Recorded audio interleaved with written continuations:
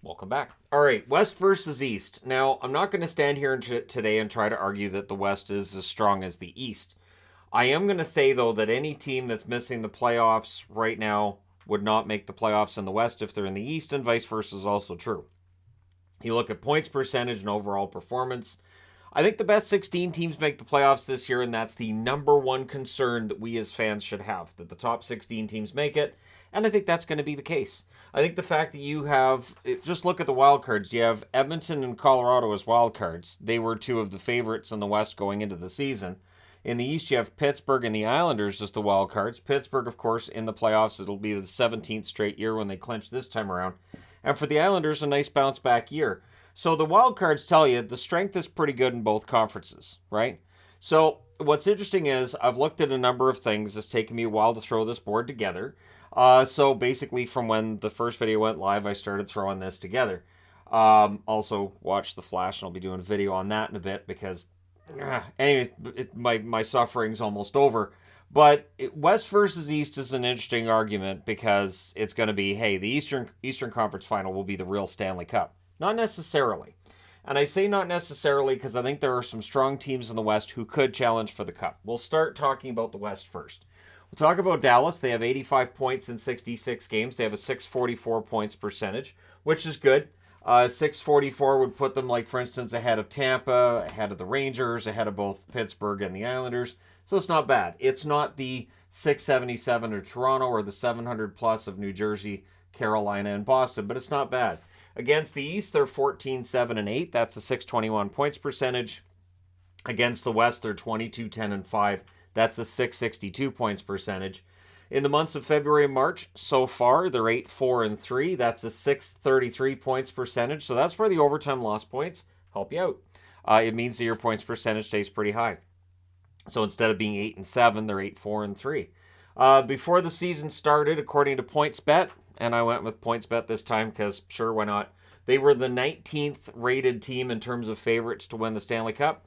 Right now, they're listed as 8th. So they've moved up quite a bit, obviously, due to their record, but they're still not seen as a favorite, and I would have to agree with that assertion at this point. I do hope it comes together for them. I'm a Dallas fan, but again, they've had their struggles here and there. We'll see how they do, because if you have, right now they have 85 points, they'd play the Oilers in the first round. That could be a fantastic series, just throwing that out there. Then you have Minnesota, who have not given up on the division. They have 84 points in 67 games. 627 is their points percentage. So it's the same as Tampa Bay's. Against the East, they're 15, 7, and 5. That's a 648 points percentage versus the West, they're 23, 14, and 3. A 613 points percentage. So they're one of those rare teams that in the West is playing better against the East than against the West. They're 11, 4, and 4 in the months of February and March. That's a 684 points percentage. That's excellent. They started the season as the ninth place team in betting for Stanley Cup. Right now they're 12th. So they've actually fallen off a bit, even though their numbers are excellent at this point. And yeah, 84 points, not too shabby, and we'll see how they do over the next few weeks. And then when Kaprizov comes back, does that make them even better? I think with the systems that Minnesota's playing, I don't know that it matters that much who's in the lineup to some extent. Obviously, if you take 5 or 6 of the top guys out, you're going to hurt any team. Winnipeg, 67 games, 79 points, a 590 points percentage. They've started digging themselves out of the mess they created in February. Against the East, not a great record, 13 and 15, 446 points percentage. Against the West, they're excellent, 25, 11, and 3 for 679. In the months of February and March, they're 6, 7, and 2. They have a 467 points percentage. But remember, on the weekend, they win in both Florida and in Tampa. Now, does Hellebuck deserve a lot of accolades for that? Absolutely. But what's interesting with Winnipeg is before the season started, they were 23rd in betting as to, when it comes to the odds of winning a Stanley Cup, and now they're 13th. So I still... And I'm not a bettor, but to me, I like Minnesota's and I like Winnipeg's. I think, you know what, if you want to go out on a limb and still have a team that maybe could sort of be an underdog Cinderella story to go on a great run, you could do worse than Minnesota and Winnipeg. And then you get to the team that actually leads the West, Vegas. 67 games, 88 points, a 657 points percentage. So that's remarkable. In that against the East, they're better than they are against the West. They are 28-2 against the East, a 700 points percentage. Against the West, they're 21-12-4, 622 points percentage. Over the months of February and March, excellent record, 12-2-2 for an 812 points percentage. Their points percentage in February and March, number one in the entire National Hockey League. They're it. So again, they've had a remarkable run. Before the season started, they were 11th in terms of favorites to win the Stanley Cup. Now they're 7th. For LA, 85 points in 67 games. 634 is their points percentage. I decided to wear LA because sure, why not? They're 10-2-2 in the months of February and March, so they have a 786 points percentage, which puts them ahead of most of the other teams on the board as well. Against the East, they're 15-11-4, which is a 567 points percentage. Against the West, 23-9-5 for a 689. They've gone from 15th in voting amongst the favorites to win the Stanley Cup to 11th. Then you get to Seattle. Seattle's had quite the jump too. And again, if you want a value bet, Seattle, right? 66 games, 81 points for them. 614 is their points percentage. They've been 8-7-2 in the months of February and March, so that record's not great. They have a 529 points percentage. As I keep saying, that's where the really good start and some good runs help you out. Getting off to that good start and getting that cushion that puts you above the playoff line can really help later in the season. Against the East, they're 19-13-0 for a 590 points percentage. Worthy of note here, they're only 6 games above 500 against the East, but none of those are overtime loss points either. So if a couple of those were overtime losses instead of regulation, have quite the record. They're 18-9-7 against the West. So that's a 632 points percentage. But again, this is where it gets interesting. They're 18-16 against the West for an argument here, and 19-13 against the East. So there you go. They went from 26th in voting They went from 26th in terms of a favorite to win the Stanley Cup to where they are now, which is 14th. So not bad. The Oilers, 80 points in 67 games, a 597 points percentage. Over the months of February and March, they're 8-5-4, which is a 588 points percentage, but they've won less than half of their games over that period. So it really is that glass half full, glass half empty way of looking at things when you're looking at the NHL standings. Versus the East, they're 16-11-4, which is a 581 points percentage. Versus the West, they're 20-12-4, which has a 611 points percentage as its total. They've gone from 6th favorites to win the Stanley Cup to 9th. So they've dropped off a bit. That being said, again, if we get Dallas and Edmonton in the first round, thank you very much. We would get Vegas and Colorado in the first round. Yes, please. But Colorado, 78 points in 64 games, a 609 points percentage. So for points percentage, they are still well above the Winnipeg Jets. We may very well get Vegas and Winnipeg. And again, big fan of that idea. So for the Colorado Avalanche, they have a 9-4-3 record over the months of February and March.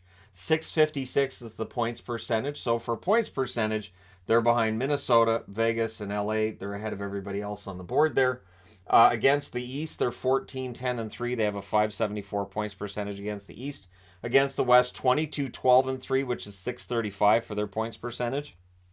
They've gone from the favorite to win the Stanley Cup to second on the list to win the Stanley Cup. And again, people are going to pick them because they're the defending Stanley Cup champions.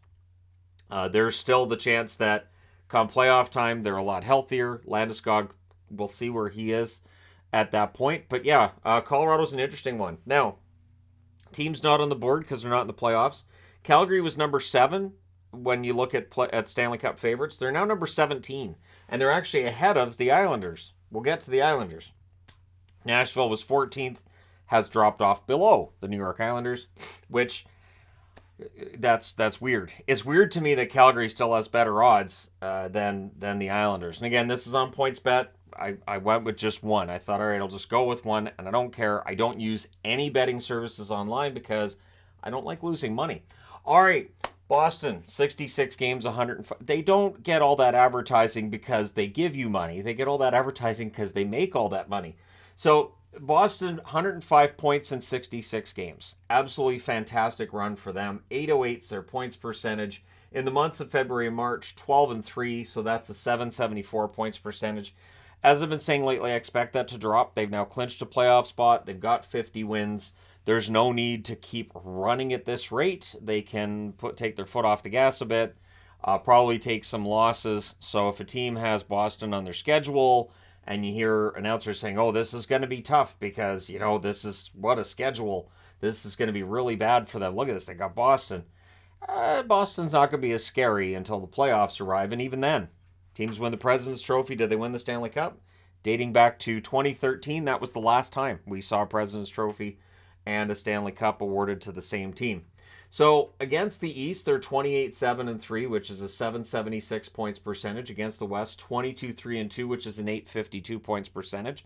They've gone from the 12th favorite to win the Cup to number one. And I do expect them to be number one on most lists. I have not changed my prediction. It was Colorado over the Rangers in the Stanley Cup final before the season started.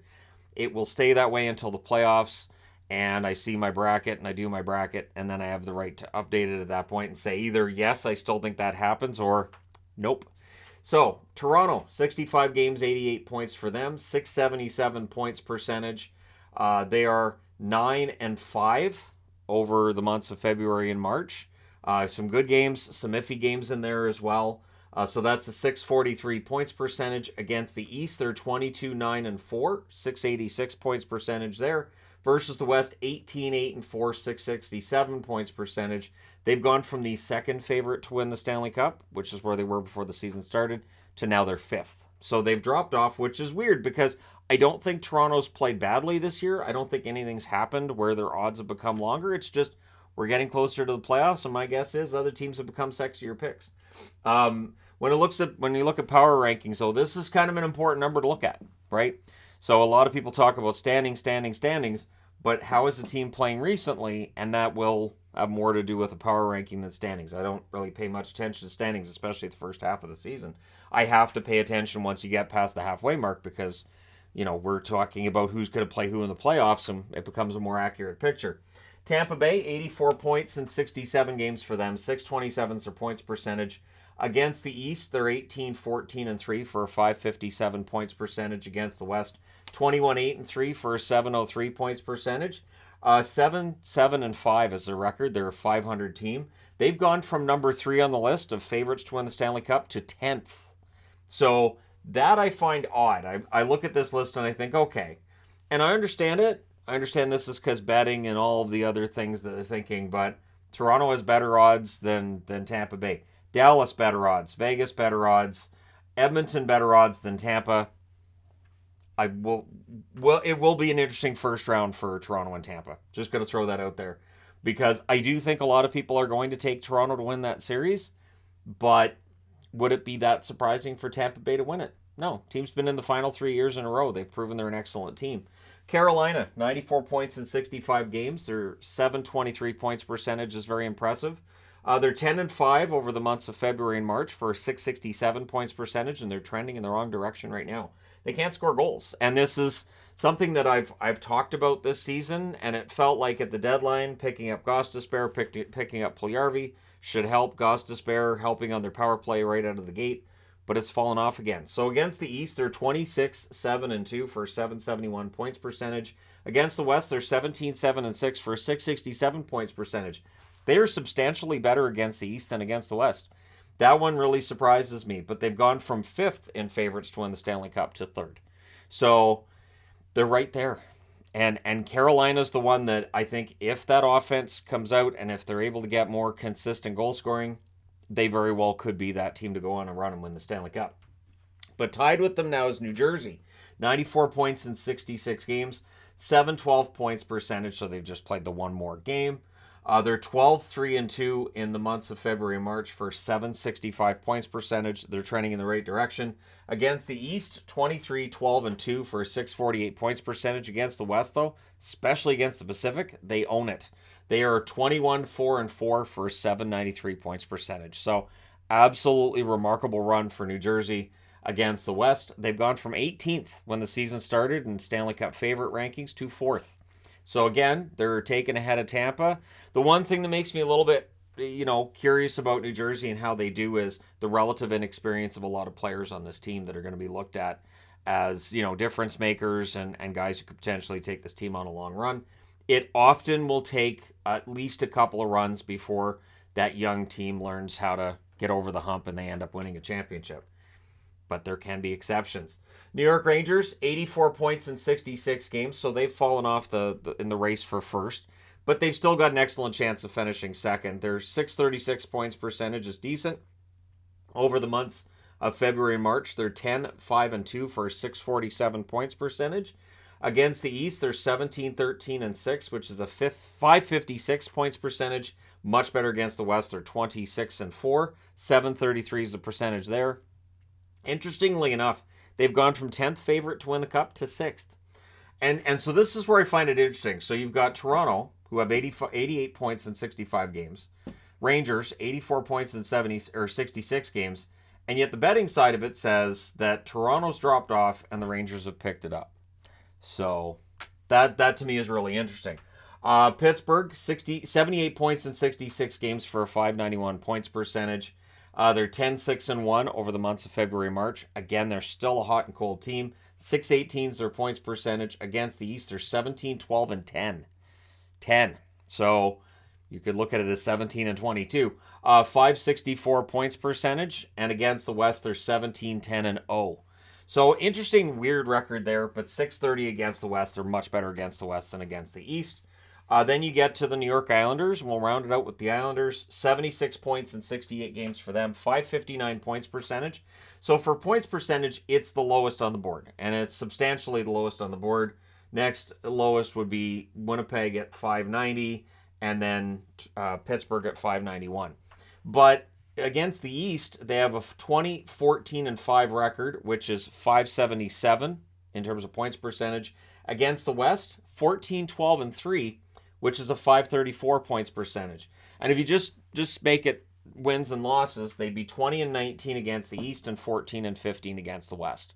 So really, they're better against the East than against the West, just barely. It's really, really close. They're 9-4-3 over the months of February and March, 656 points percentage. And this is where, when we talk about, when a team's below the playoff line, and especially when we get to like American Thanksgiving and beyond, and there's a lot of, hey, just because this team's below the playoff line right now doesn't mean things change. The teams above the playoff line are usually winning enough games that in order to pass these teams, you have to go on quite the run for a long time. And it's just really, really difficult. Now, what's interesting, too, with the Islanders is they were the 16th favorite before this season to win the Stanley Cup. They didn't make the playoffs last year. This year, right now, they're ranked at 18th. So I find that interesting that they're in the playoffs, but their odds have gotten worse, and they're below.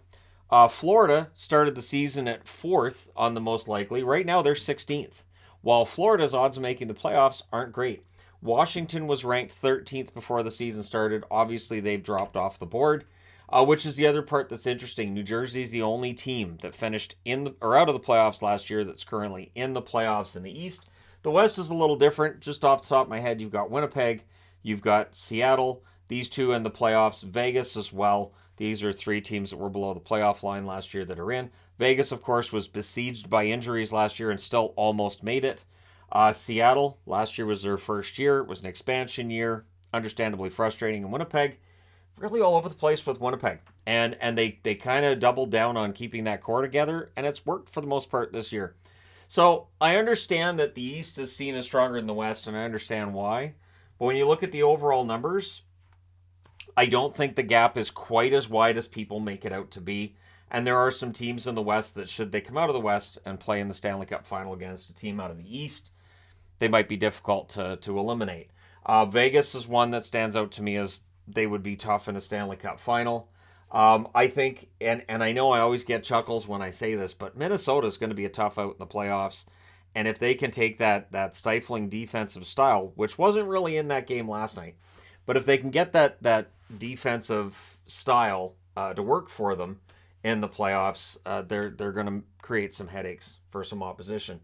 And of course, when you've got Connor McDavid and Leon Draisaitl, the Oilers are definitely going to be in the mix on some level. Oh yeah, and Colorado, the defending Stanley Cup champions. So while in the East, we see Carolina, they've been a beast most of the season. Boston's been a beast the whole way along. Toronto, always a good regular season team, should be able to push a team to 7 games. And then in Game 7, we see what happens. And it's likely against Tampa Bay. And then you've got the Rangers, who are seen as a very good, up-and-coming team with Shesterkin as a great goaltender. Penguins have Sidney Crosby, Evgeny Malkin. You don't count out a Penguins team automatically when you have those two guys at the helm. And so I get it. But for me, I really don't see the gap as being as wide as others. I understand why people feel that way. And the funny part is, we don't really. I mean, in the playoffs, this is. And I'll close with this. The best team doesn't always win a series in the playoffs. It's usually the one with the best game plan, the one that executes it the best, which leaves room for underdogs to win, which leaves rooms for teams that are maybe a little less talented than the team they're against to end up winning the series. So I don't ever just say, well, this is it. I did the Columbus is dead in 2019 as a joke, and look how that turned out. Because everybody was picking Tampa Bay to sweep Columbus, and then the opposite happened because Tampa Bay did not bring the work ethic in that first round, and Columbus did. So let me know your thoughts in the comment section below as always. Which teams, odds-wise, and again, this is from PointsBet. I could have gone through and got from various sites, but that I'll go with PointsBet. I've never used them before. Which team do you think is being underrated? Which team do you think is being overrated? And from the West, who would have the best chance against a team coming out of the East? Who do you have in the finals? All that fun stuff. And what would happen if Boston played the Islanders in the first round? Did the Islanders have a chance in that series? I think they have a chance. Let me know your thoughts. Can Sorokin steal a series against the Bruins in the first round? I'm not saying Boston would lose in the first round. I would take Boston in that series, but I don't think it's a sweep and I don't think it's easy. Let me know your thoughts. Hit like and subscribe if you're browsing your way through. You just happened upon this video. Thank you guys so much for watching, for all your support. I will talk to you again soon.